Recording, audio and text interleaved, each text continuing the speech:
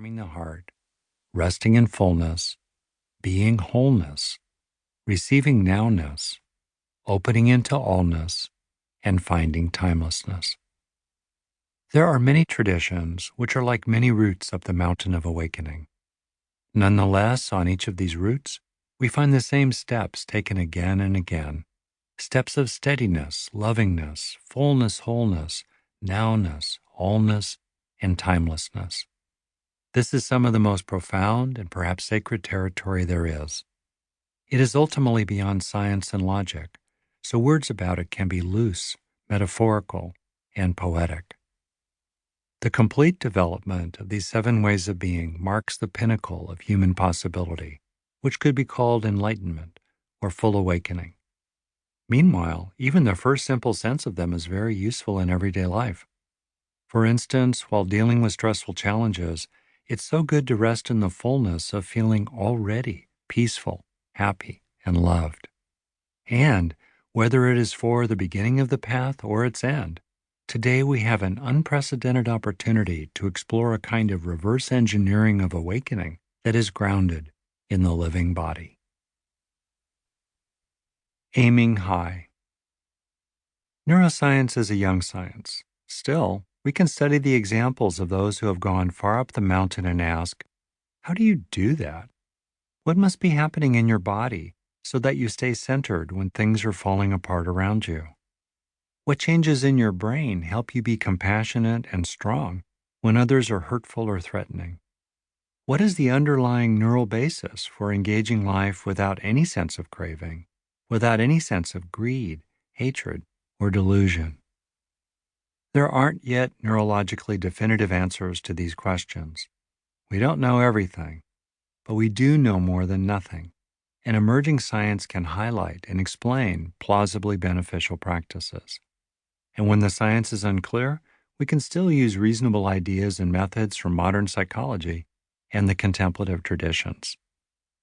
One of the things I find most inspiring about the great teachers throughout history is their invitation for full awakening. The routes they've charted travel from the dusty plains into the foothills and mountains and then highest peaks of enlightenment.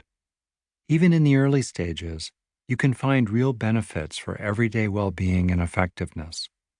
I'm writing for people like me, householders, quote unquote, not monastics, who have limited time for formal practice and need tools they can use right now. While I've been meditating since 1974 and long for the heights, numerous people have gone farther up than I, and you'll see some of them quoted here. My focus is more on the process of practice than on the eventual destination, with the hope that you will find this useful on your own path. Still, the ultimate possibility is the complete liberation of mind and heart with the highest happiness and most sublime peace. As we move up the trail, it steepens and the air gets thinner, so it helps to have a guidebook. For this, sometimes I'll turn to the penetrating analysis of the mind offered by the Buddha. My own background is in the Theravadan tradition, which is practiced widely in Southeast Asia and increasingly in the West. It is sometimes called insight or vipassana-oriented practice. This tradition is grounded in the earliest record of the Buddha's teachings, the Pali Canon. Pali is an ancient language related to Sanskrit.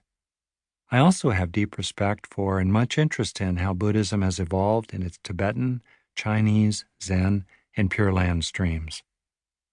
I'm not trying to present Buddhism as a whole, which is a rich and complex tradition that's evolved over many years. Rather, I'm adapting and applying key ideas and methods for our practical purposes here. For these and for everything else in this book, I think the Buddha himself had some lovely advice. Come and see for yourself, he said, what rings true and is useful over time.